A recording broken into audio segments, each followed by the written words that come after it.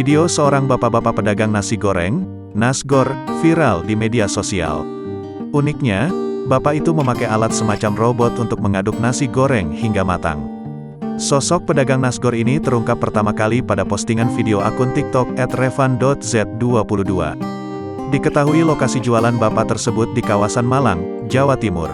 Nasi goreng modern pakai robot di Malang, tulis akun itu. Hingga artikel ini terbit, video tersebut viral dan ditonton 1,7 juta orang. Dikonfirmasi tribunnews.com, sang pengunggah bernama asli M. Soleh atau disapa Soleh, 21, mengaku video itu hasil rekamannya sendiri. Ia menyebut lokasi lapak penjual nasgor itu berada di Jalan Muharto G5, Malang, Jawa Timur. Sementara, sosok bapak penjual nasgor itu, biasa dipanggil Bapak Dartadi. Ternyata, alasan Bapak Dartadi menggunakan alat baja tersebut karena kondisi tangannya yang buruk. Soleh menceritakan, Bapak Dartadi sempat mengalami kecelakaan yang membuat tangan kirinya tak bisa bergerak dengan sempurna. Alat bantu yang terbuat dari baja itu dibuat untuk meringankan pekerjaan Bapak Dartadi.